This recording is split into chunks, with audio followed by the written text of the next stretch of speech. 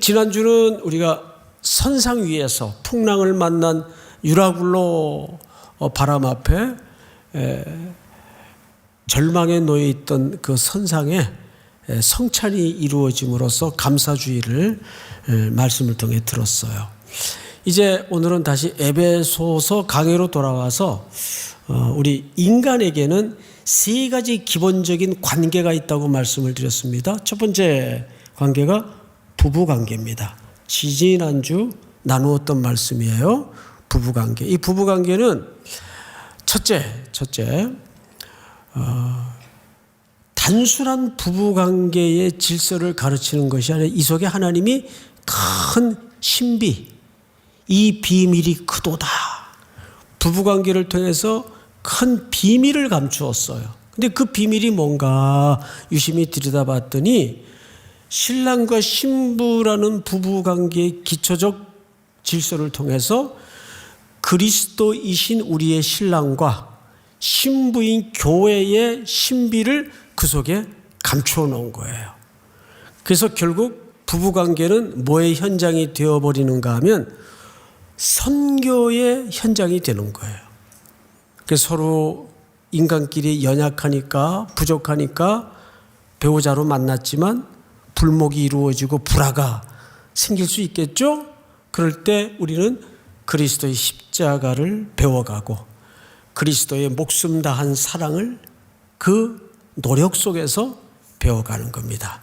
그리고 인간의 두 번째 원초적 관계가 뭐냐 하면 오늘 본문에 등장하는 부모와 자식, 자식과 부모 관계가 두 번째 원초적인 관계인데 아마 지금 이렇게 대충 보니까 사부 예배 시간에는 이제 청년들이 산부도 마찬가지지만 청년들이 대부분이다 보니까 되게 이제 자식의 입장에서 오늘 말씀을 들을 수밖에 없겠죠.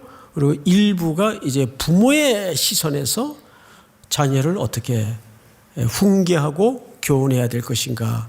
이중적 지금 잣대가 오늘 여러분들과 함께 나눠질 겁니다. 자, 그러면 본문으로 들어가기에 앞서서 큰 전제가 하나 있어요. 우리나라 사람들의 대부분의 그 가정 윤리는 그 기초적인 철학이 유교적 사상이에요. 유교. 그러다 보니까 기독교의 가치관과 간혹 충돌이 일어날 때가 있어요. 뭐 장유, 유서 뭐 이런 잘 아는 질서가 우리 그 한국 사람들은 이 나이 질서가 굉장히 중요해요. 싸우다가도 너만 몇 살이야? 아니 왜 싸우다가 나이를 갑자기 물어요? 그 웃기는 민족이에요. 그게 사실은 유교 사상의 그 발로입니다. 그러니까 로마 시대도 로마 시대의 사회적 통념과 로마의 철학이 가정의 철학일 수밖에 없었고 부모 자식 간의 관계의 원리일 수밖에 없단 말이죠. 그래서 이 본문을 제대로 이해하기 위해서는 로마 시대의 부모 자식 간의 관계는 어떠했는가, 이 굉장히 중요한 본문 해석의 이해를 돕는 내용일 수밖에 없습니다. 자, 그 사회적 통념은 우리가 본문을 이제 풀어가면서 이제 말씀을 좀 나누도록 하겠습니다. 우리 에베소서 6장 1절을 좀 볼까요? 1절. 두 번째 질서인데, 자녀들아 주 안에서 너희 부모에게 순종하라. 이 순종하라는 말은 잘 들으라 이 뜻이죠. 이것이 어떠하니라? 옳으니라 그랬어요. 옳으니라. 여러분, 이 옳다라는 말은 무슨 뜻인가 하면 이런 뜻입니다. 그것이 하나님이 저와 여러분들을 창조하실 때 원래의 본성이니라 그 뜻이에요. 다시 이 옳으니라라는 말은 맞고 틀리고의 간단한 문제를 뛰어넘어서 더 본질적인 얘기인데, 그것이 적절하다, 그것이 정당하다, 그것이 본성이다 그 말이에요. 여러분, 우리 원래 본성은 하나님이 부모를 잘 공경하는 본성으로 만들었어요. 그런데 아담 속에 인류가 죄를 짓는 순간부터 인류에게는 깊은 절대적인 타락이 찾아왔습니다. 그래서 부모를 거스리고 거역하는 비틀려진 잘못된 원래의 본성이 파괴되고 말았습니다. 그래서 광야 시절부터 불효가 벌어지고 또 창세기 아담의 타락 이후로 인류는 부모님에게 저항하고 거역하는 죄의 열매들이 나타나기 시작했어요. 십계명이라는 것은 언제적에 백성들에게 제시된 건가 하면 광야 시대에 제시됐어요. 그 말은 뒤집어 얘기하면 그 이전에 이미 부모를 거스리는 일들이 있었다는 얘기일까요? 없었는데 그냥 법을 만든 걸까요? 당연히 있었다는 얘기예요. 근데 여기 옳은이라는 말은 이런 뜻입니다.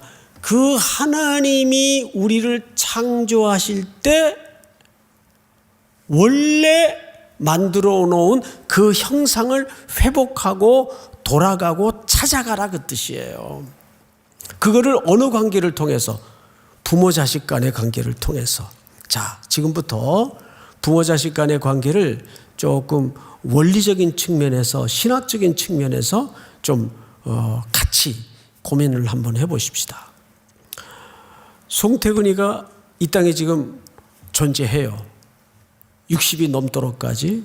근데 저는 진화론자들의 논리처럼 어쩌다가 우연히 생긴 존재일까요? 아니면 하늘에서 툭 떨어진 존재일까요? 누군가 저를 물리적으로 생산한 분이 계세요. 저희 어머님과 저희 아버님이에요. 그분들의 만남과 사랑의 열매로 제가 이 땅에 태어났어요. 존재하게 되었어요. 그럼 이 땅에서 물리적인 차원에서 저의 근원은 누굽니까? 당연히 우리 부모예요. 여기 누구도 이 질서를 비껴서 다른 방법으로 이 땅에 오신 형제나 자매는 한 명도 없어요. 그렇죠, 여러분? 당연한 겁니다. 그러면 그 부모 자식 간의 관계를 통해서 우리가 유추할 수 있는 지당한 원리가 뭐냐 하면 그렇듯이 우리가 부모가 존재했기에 그분들이 내 근거가 되고 근원이 되었기에 내가 이 땅에 존재한다는 것은 그 질서를 통해서 뭘 배우라는 얘기일까요? 나를 만드신 분이 있다는 거예요. 우리 인간을 만드신 분이 있고 그 만드신 분이 그 만드신 결과에 의해서 그 결과물들이 누굽니까? 이 땅의 피조세계고 그 피조세계 중에 가장 영광의 산물인 하나님의 형상대로 지음을 받은 우리란 말이죠. 그러니까 사람들은 영적으로 타락해서 눈이 어두워지고 무지가 들어와서 깨달음이 없기 때문에 이걸 잘 몰라요. 하나님이 어디 있어? 그래서 이 땅에는 하나님이 없다는 사람들로 가득 메워져 있습니다. 그 이유는 뭐냐면 이것이 깨달음의 문제가 아니라 영적인 문제이기 때문에 그래요.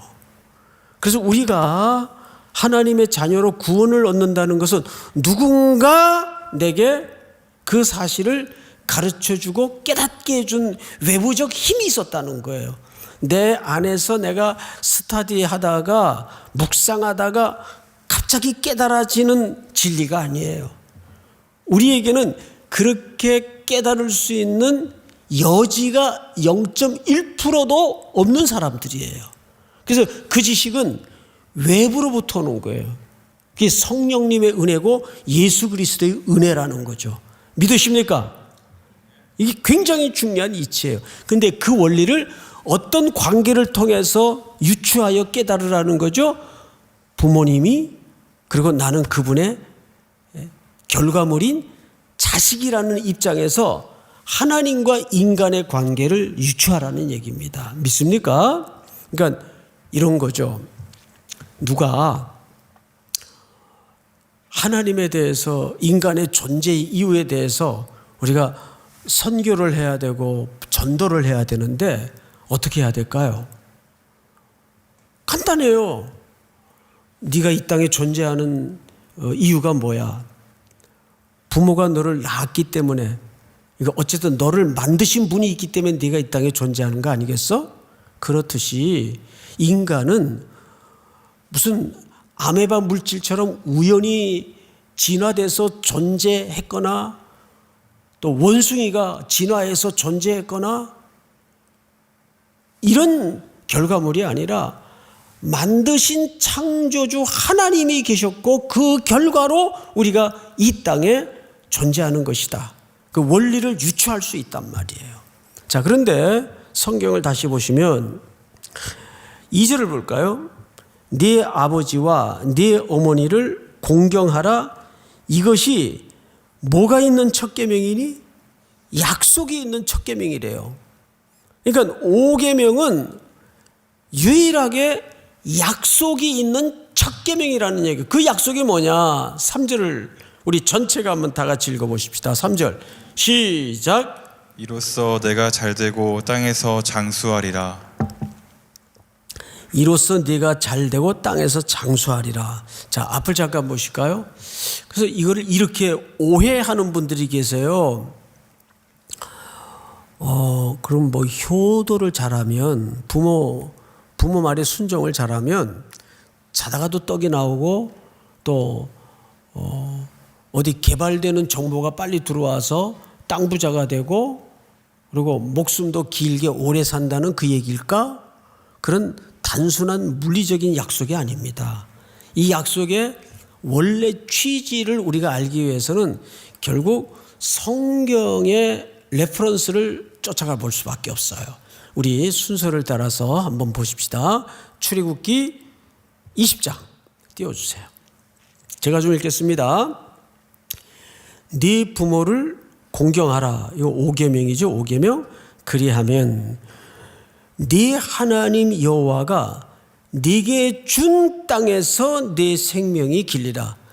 여기 땅도 중요하고 생명이 긴 것도 중요하지만 여기 이 모든 것들을 괄호 싸듯이 감싸 안는 진짜 중요한 것은 네게 준 땅입니다. 이거를 훗날 40년 후에 모세가 이 말씀을 좀 풀어서 가나안을 요 목전에 두고 다시 썼어요. 다시 쓴 하나님의 명령이 신명기라 그러죠. 예, 그 신명기 5장을 한번 보십시다. 자, 이 약속은 신명기 5장에 기록한 내용인데 출애굽기 20장의 내용을 조금 더 풀어 쓴 내용입니다.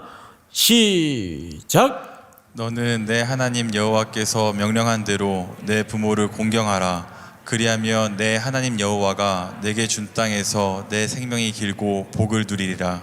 자, 이 본문을 잘 보세요. 부모를 공경하라. 그리하면 네 하나님 여호와가 여기서도 네게 준 땅이에요. 그러면 우리 청년들 잘 들어보세요.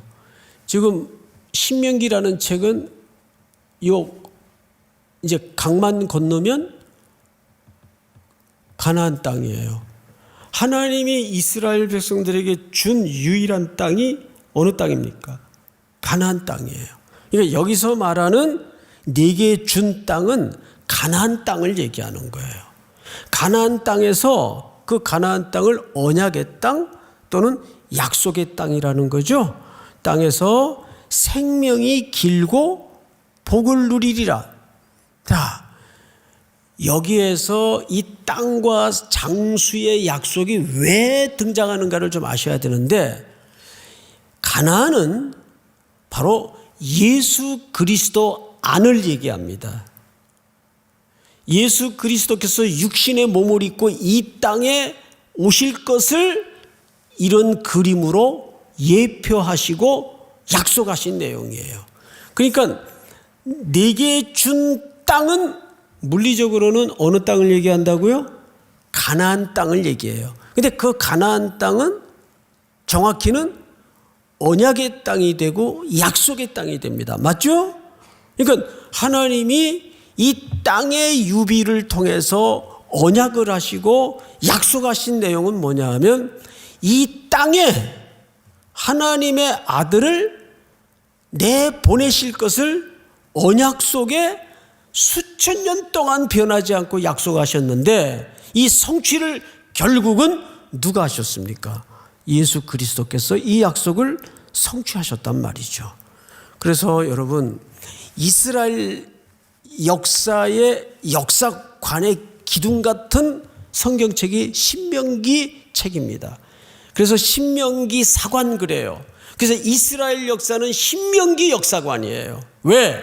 신명기는 내내 무슨 얘기를 결국 단순하게 반복하냐 하면 하나님의 말씀을 순종하면 복을 받고 하나님의 말씀을 불순종하면 저주를 받는다. 복과 저주를 네 앞에 두노니 이게 신명기의 기둥 같은 원리예요.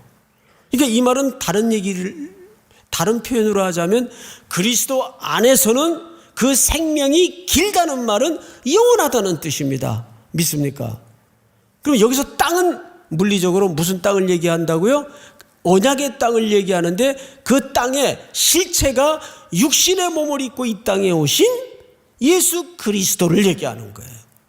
그러니까 여기서 말하는 것은 예수 그리스도 안에 있을 때만 그 생명이 길다는 말은 영원한 생명을 얻고 그 영접하지 않는 자는 하나님의 자녀가 될 수가 없는 거죠. 그 복을, 영생의 복을 누릴 수가 없는 거죠. 믿으십니까? 이게 이 비밀을 어디에 감추어 놓았다고요?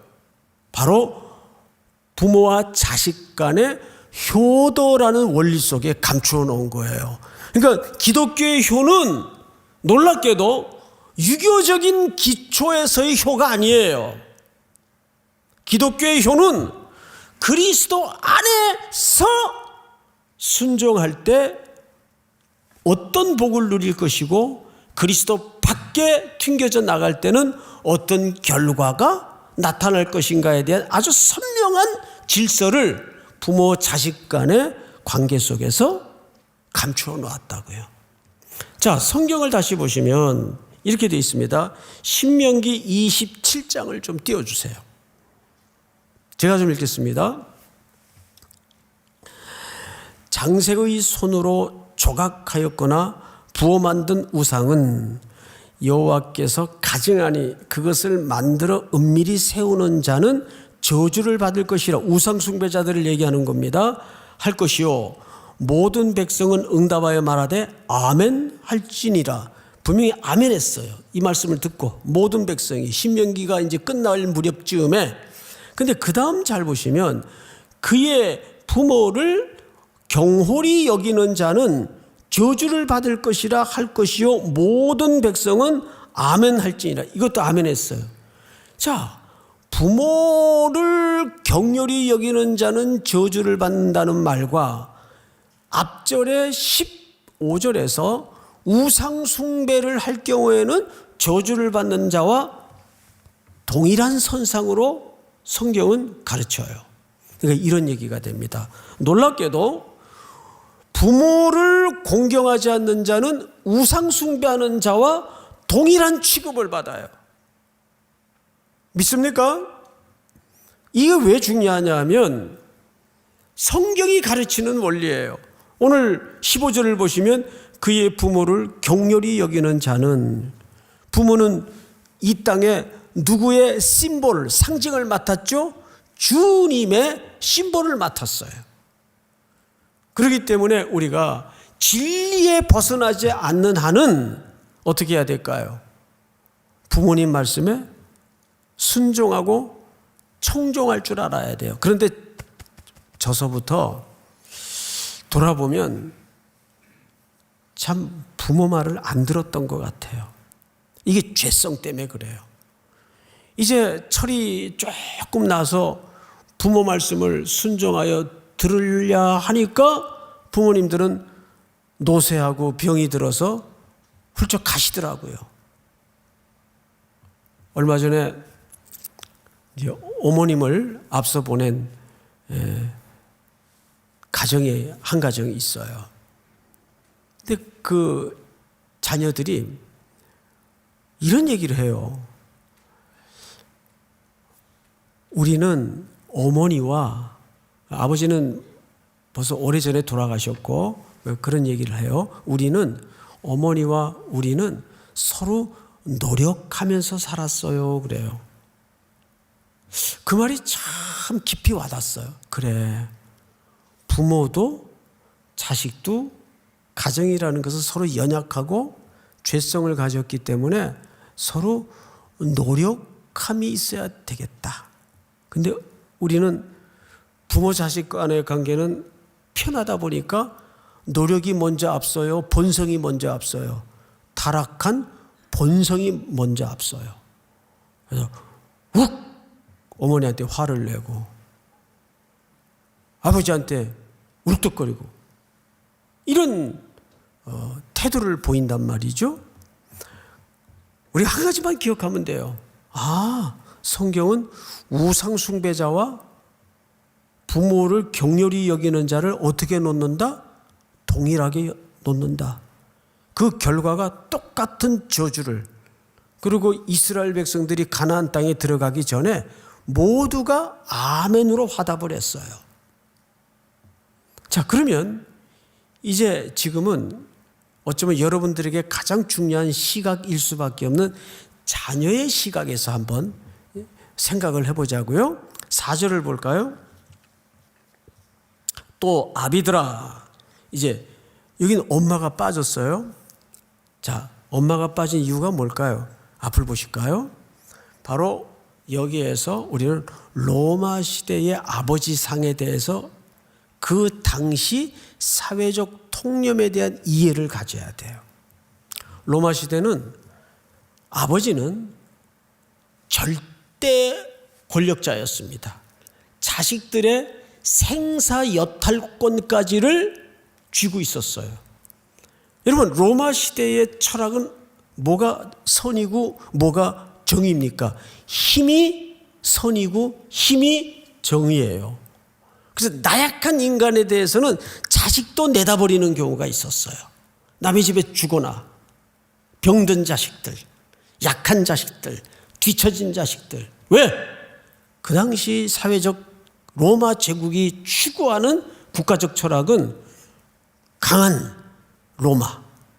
그래서 팍스 로마라는 로마의 평화의 기본은 힘이 지배하는, 그것은 서로가 사랑과 존중과 겸손으로 이루어지는 평화가 아니라 힘으로 지배되는 그런 옴짝달싹 못하는 거짓 로마입니다. 로마 시대의 그 국가적 주제가 팍스 로마예요.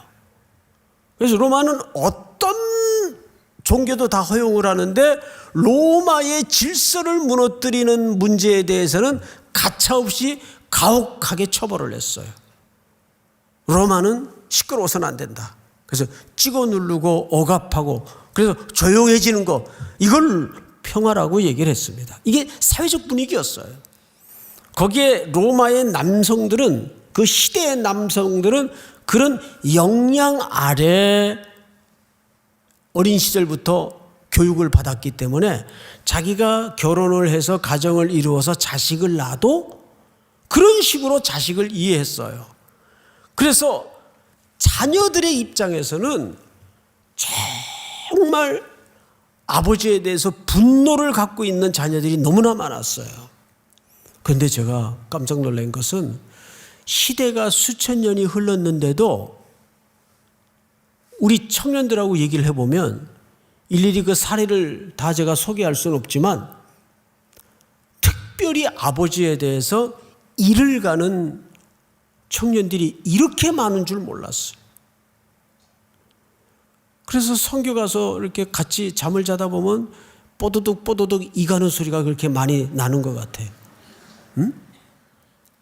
아니, 이게 실제입니다.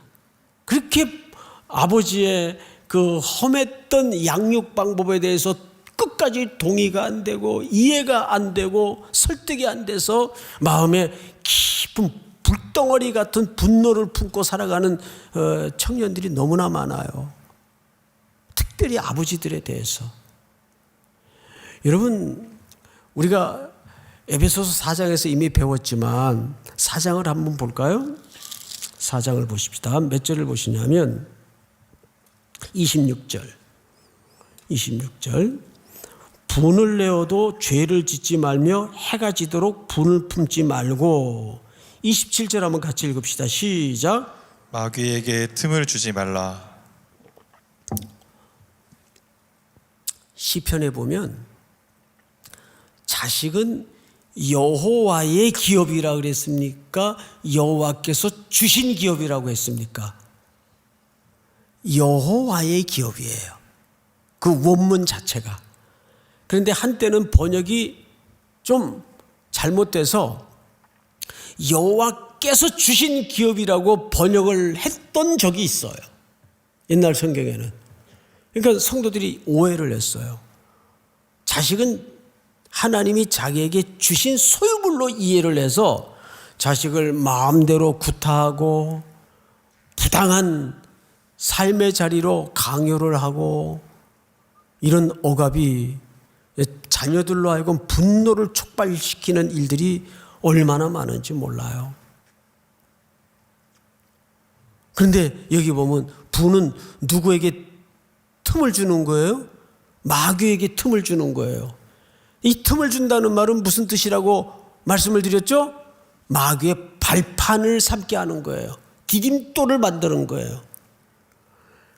그래서 여러분들도 장차 부모가 되겠지만 절대 화가 나 있을 때는 훈계를 안 해야 됩니다. 그것은 논리와 이론보다는 자기 감정에 앞서서 하나님 앞에 죄를 짓는 정도가 아니라 마귀에게 틈을 타게 만들어요. 그건 비단 아버지들의 문제만이 아니라 누구나 그렇습니다. 이 땅을 살아가는데 화가 나 있을 때는 그걸 먼저 삭히고 가라앉힌 다음에 대화를 해야 죄를 짓지 않게 됩니다. 마귀에게 틈을 주지 않게 됩니다. 그런데 대부분의 부모님들이 자녀들을 쉽게 생각해서 내 소유니까 뭐 자녀들이 어리다 보니까 실수할 수도 있고 연약해서 잘못할 수도 있죠. 그러면 먼저 폭발을 해가지고 애를 때리는데 장난이 아니에요. 이게 보도되는 아픈 뉴스들을 보죠. 저도 돌아보면 저는 아버지하고 기억이 별로 없어요. 제가 8살 때 돌아가시고 초등학교 막 입학할 때, 그러니까 입학도 못 보셨죠. 그러니까 어린 시절은 거의 대부분 대구에서 살았으니까 저 아버지 늘 군복 입고 군인이셨어요. 그러니까 사진으로 말하면 빛바랜 몇 컷짜리 사진 밖에는 기억이 안 나요. 아버지하고 집차 타고 사냥 갔던 일, 오리 사냥, 메뚜기 잡으러 갔던 일, 또 우물가에서 종아리 맞던 일, 구구단 아니었다고. 또 한 번은 집에 찾아온 거지한테 인사 안 했다고 방에 끌려 들어가서 매 맞았던 일. 별로 그렇게 좋은 기억이 남아있는 게 없어요. 워낙 엄했기 때문에. 아버지가 계속 살아계셨으면 제가 살아남지 못했을 것 같아요. 정말 무서우셨어요. 네. 그때는 이렇게 연탄들을 뗐잖아요. 그러면 이제 그 시설들이 엉성하니까 방 틈새로 가스 먹는 일이 많았어요.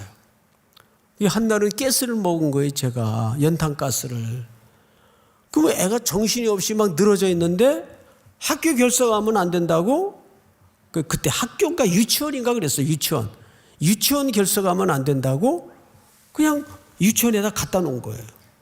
정신이 없는 애를. 그 정도로 자기 삶의 규범에 아들을 그냥 끼워 맞추고 밀어넣는. 그러니까 아버지에 대한 추억과 기억이 그런 것밖에 없어요. 게다가 또 어머님은 아버지 돌아가시고 나서 네 남매 8살, 9살, 6살 그리고 이제 태어난 지 얼마 안 되는 깐난쟁이 이걸 이제 키워야 되시니까 어머님이 장례 치르자마자 바로 보따리 메고 전국을 다니시면서 옷을 팔러 행상을 하셨어요. 그 집더미만한 보따리를 메고 여기가 다 빠져가지고 어머니가, 그리고 생활을 하다 보니까 집에는 맨날 애 넷밖에 없는 거예요. 그러면 이 넷이 제2의 6.25가 나는 겁니다. 동족 상잔의 비극이 집안에서 또 벌어지는 거예요. 특별히 저희 누나하고 저하고 1살 차이니까 엄청 싸웠어요. 제 고집 때문에. 그리고 어머님은 늘 집에 안 계시고.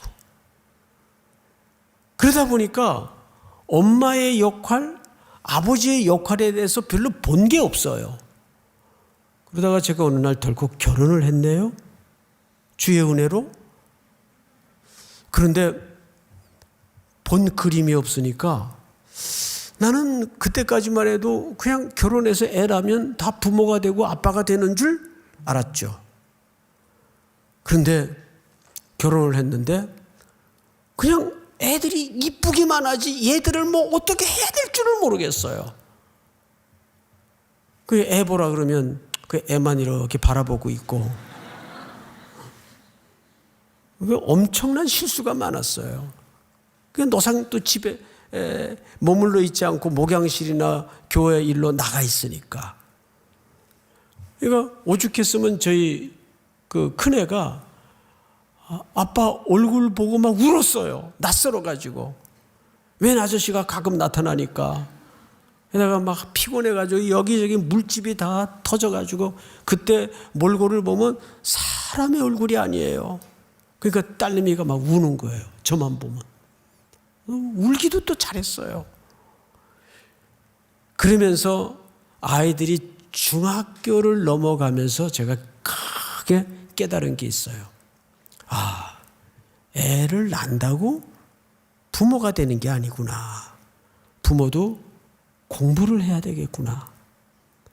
그래서 우리 교회는 여러분 다양한 그 학교들이 열려 있습니다. 뭐 데이터 학교, 태아부모 학교, 뭐 또 그런 유사한 클래스들이 굉장히 많아요.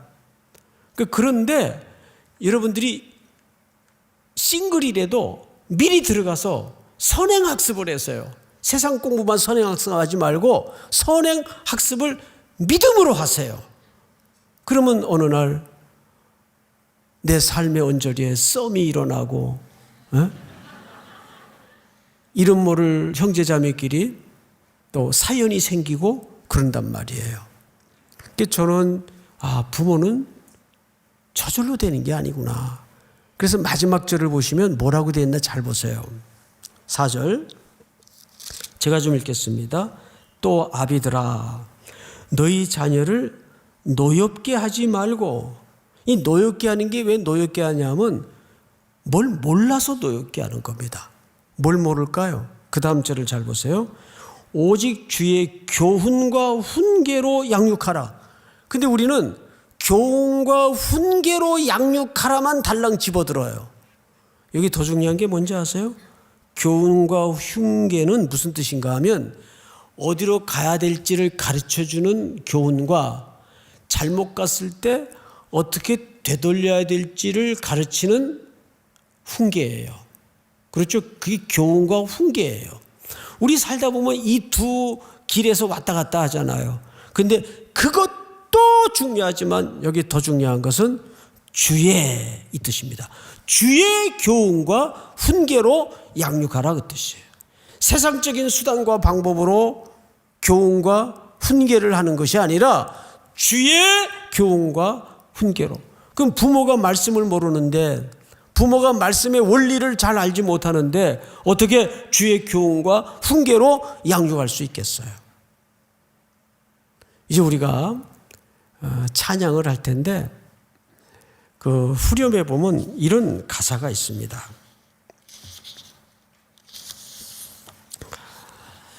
지으신 그대로 회복시킨 우리의 창조주 그리스도 십자가의 길로 아버지의 뜻 이루셨네. 그가 이 땅에 오신 이유. 그러니까 예수 그리스도께서는 창조주 하나님께 십자가의 기꺼이 자기 목숨을 제물되어 드림으로써 죽기까지 순종했어요. 왜? 그것이 아버지의 계획이었고 뜻이었기 때문에. 그러니까 우리는 부모와 자녀라는 관계를 통해서 바로 이 창조의 질서를 연습하는 거예요. 이거 서로 어머니 말씀이, 아버지 말씀이 진리가 아닌 좀 내가 정서적으로 안 맞고 불편한 내용이라도 우리는 그런 불편한 마음을 극복해내고 뭘 연습해야 될까요? 순종을 연습해야 되는 거예요. 저는 두 가지를 오늘 기도 제목으로 좀 나누고 싶은데, 첫째는 뜻밖의 우리 젊은이들 가운데 부모님하고 지금까지 오랜 시간 입 닫고 마음 닫고 불목한 관계에 있는 분들은 오늘로써 그 마음을 무너뜨리셔야 됩니다. 근데 내 힘으로 안 돼요. 성령께서 이 시간 여러분들의 마음을 계속 두들겨서 그 돌같이 굳은 마음이 허물어지고, 또 부모님들이 지금까지 나에게 돌봐주신 그 사랑을 돌아보면 누구의 사랑을 흐릿하나마 유추할 수 있죠? 하나님이 우리를 어떻게 사랑하셨는가를 유추할 수 있어요. 한 번은 아이들이 그러더라고요. 엄마 아빠를 통해서 정말 하나님의 사랑을 너무 깊게 배운다고 그런 얘기를 해요. 진짜요, 진짜. 예? 그런 걸 배우는 거예요. 부모의 사랑을 통해서. 그 사랑에 다시 한번 여러분들이 기도 속에 그 감사한 고백을 좀 실질적으로 할 수 있는 또 한 주가 되었으면 참 좋겠습니다. 우리 다 일어나십시다. 이 세상 가장 아름다운 그가 오신 이유.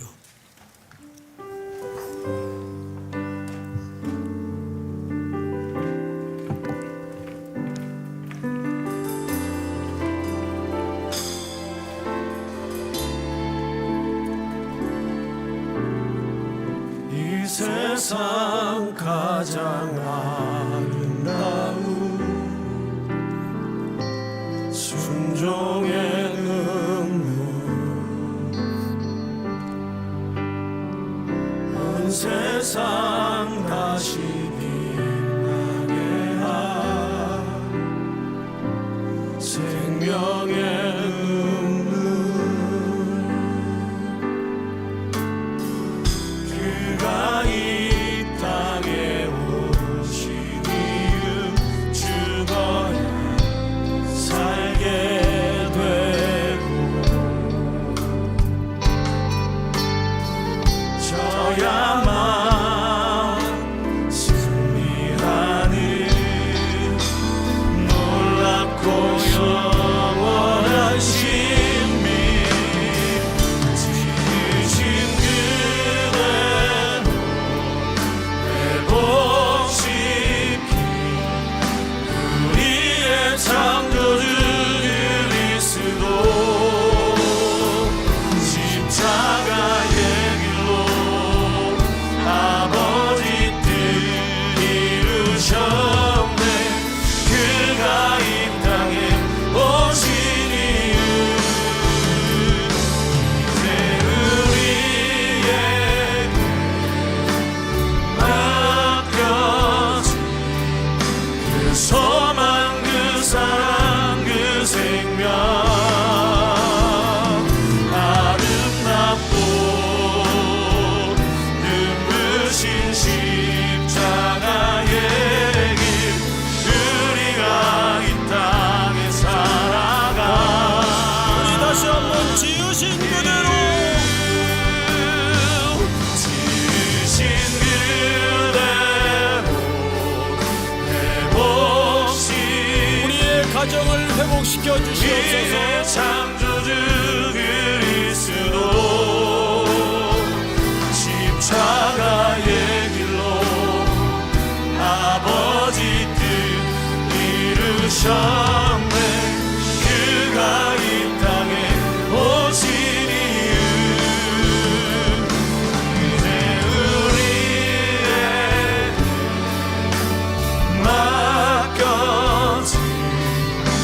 소망 그 사랑 그 생명 아름답고 눈부신 십자가의 길 우리가 이 땅에 살아간 이유.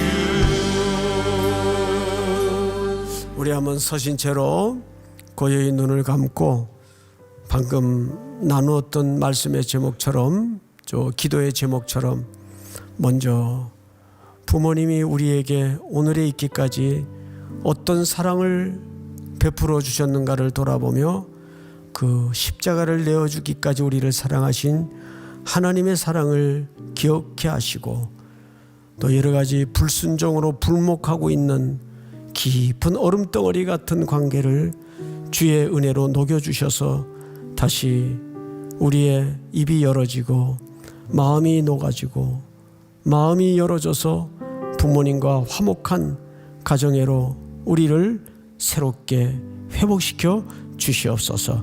우리 시간 다 같이 한번 소리내서 통성으로 기도합니다. 사랑하시는 하나님 아버지 감사합니다.